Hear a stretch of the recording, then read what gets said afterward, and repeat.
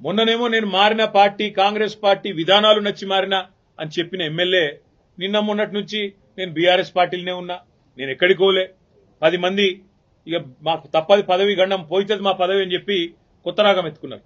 దాన్ని మా సోదరుడు ప్రశ్నిస్తే ఆయన ఇంటి మీదకి పోలీస్ ఎస్కార్ట్ పెట్టి డీసీపీలు, అడిషనల్ డీసీపీలు, ఏసీపీలు, సిఐలు ఒక గేటెడ్ కమ్యూనిటీ లోపలికి ఒక 50-100 మంది గూండాగాలు చొచ్చుకొని వచ్చి ఇవాళ ఒక ఎమ్మెల్యే ఇంటి మీద దాడి చేసే పరిస్థితి ఇప్పుడే మేము చూసినాం.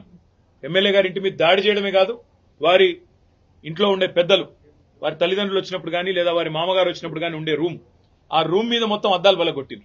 అందులో ఉన్న పెద్దలకు ఏమైనా అయ్యింటే, ఏమైనా జరిగింటే, జరగకూడదు ఏమైనా జరిగింటే ఎవడు బాధ్యుడు? రేవంత్ రెడ్డా లేకపోతే ఇక్కడ దాడి చేయడానికి వచ్చిన ఆరికపూడి గాంధీ?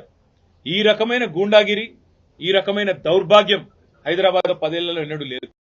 ఒక ఎమ్మెల్యే ఇంటి మీదనే దాడి, అది ఒక ఎమ్మెల్యే ఇంటి మీదకి దాడికి వస్తుంటే ఫ్యాక్షన్ సినిమాల్లో చూపెట్టినట్టు కార్లకెళ్లి బయటికి ఏలాడుకుంటా 20 బండ్లు పెట్టుకొని లైవ్ పెట్టుకుంటా ఆడికెళ్లి ఇటు దాకా పోలీస్ ఎస్కాట్ లో వచ్చిరంటే చాతగాని ఒక హోంమంత్రి, చాతగాని ముఖ్యమంత్రి ఈరోజు రాష్ట్రానికి ఉండడం వల్లనే ఈ దౌర్భాగ్యం దాపురించింది.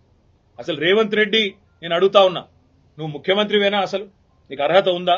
ఇవాళ హైదరాబాద్ లో నడి వీధిలో ఈ రకమైన గూండాగిరి చేస్తే రేపు జరగకూడదు ఏమైనా జరిగితే ఎవడు బాధ్యుడు?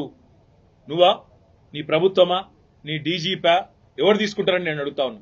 ఇంత దుర్మార్గమా? ఇక్కడ నువ్వు ఇంటికాడికి స్వేచ్ఛ అడిగినా ఏం శాంతి భద్రత హత్యలైనాయా, మానభంగాలైనాయా? ఏం జరిగినాయి? వట్టిగానే శాంతి భద్రత అని రోడ్డు ఎక్కి వరుతా ఉన్నారు. ఏం జరిగింది అలా?